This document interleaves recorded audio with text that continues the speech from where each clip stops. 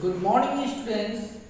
We are studying chapter number 1, the French Revolution, part number 6 in history portion. Students, today we will discuss about many events during French Revolution.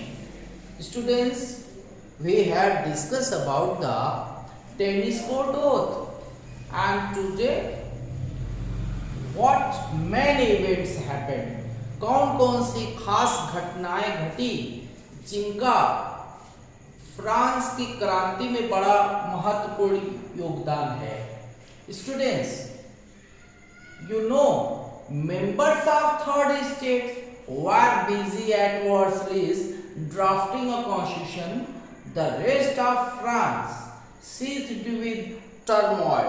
बहुत ही जब ये third states के लोग वर्सलीज में constitution के formation में लगे हुए थे तो बाकी का जो फ्रांस था वो अशांति के माहौल से गुजर रहा था. Students, a severe winter came and there was a bad harvest and look at the very unfortunate conditions of France. Bad harvest happened and the price of bread increased. दुख की बात ये थी कि उस दौरान जो है खराब फसल हो गई और जिसके वजह से ब्रेड की कीमतों में काफी उछाल आ गया. और इसी का फायदा उठा करके बेकर्स लोगों ने ब्रेड की कीमतों को बढ़ा दिया. Sometimes bakers exploited the situation and increased the prices by hoardings. And after spending long hours in queues, crowds of angry women raided the shops.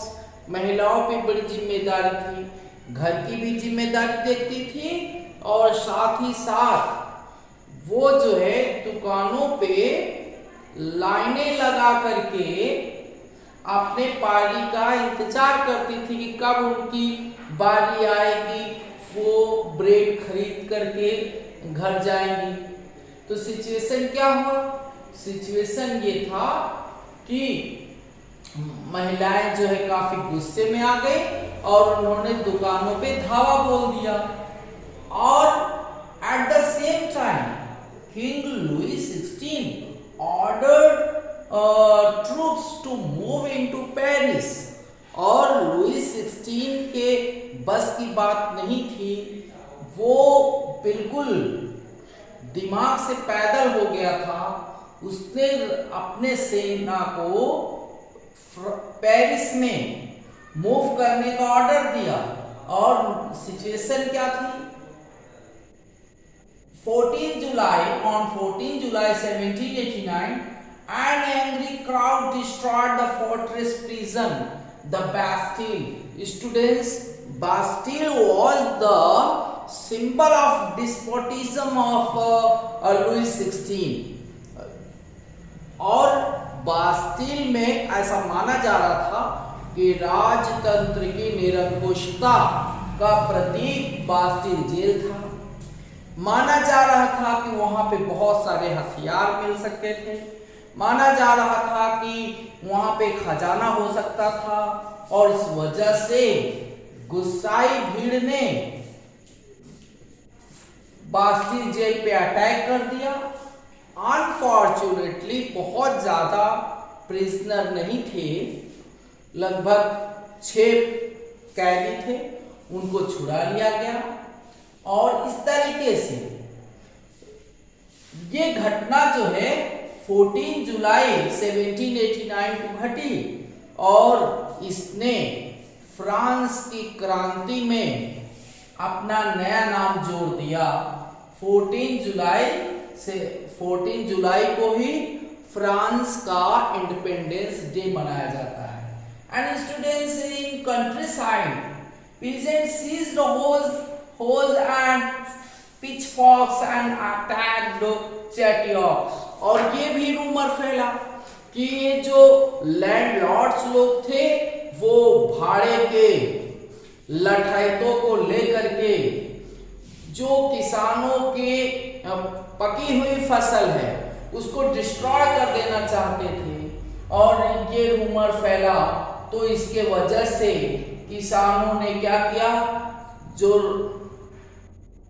जो लैंडलॉर्ड्स थे उनके महलों पे, उनके खास मकानों पे अटैक कर दिया चैटियॉक्स पे, और इस तरीके से unable to face the power of people, Louis XVI accepted the demand of revolting people and his powers would be checked by a constitution.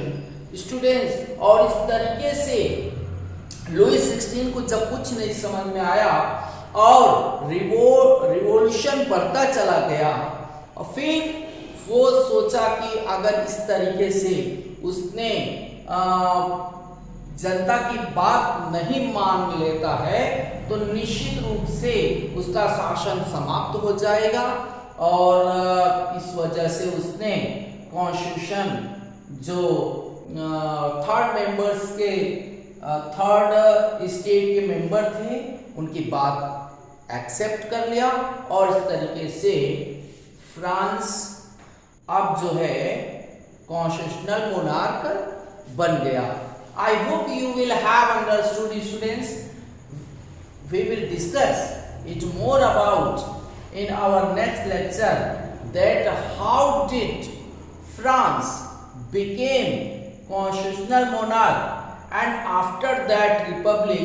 We will discuss it in our next lecture. Okay, thank you, students.